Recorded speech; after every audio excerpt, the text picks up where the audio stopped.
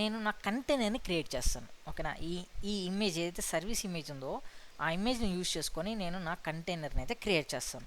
So కంటైనర్ని create చేయాలంటే command వచ్చేసి docker run hyphen name equals to, ఇది నేమ్ అనేది, ఈ నేమ్ అనే పారామీటర్ మ్యాండేటరీ కాదు. ఓకేనా, ఇది జస్ట్ ఏం చేస్తుంది, మన కంటైనర్కి ఒక నేమ్ ఇస్తుంది. ఓకేనా, ఇప్పుడు నేనేం చేస్తాను అంటే ఫస్ట్ నేమ్ రిమూవ్ చేస్తాను. ఓకేనా, డాకర్ రన్,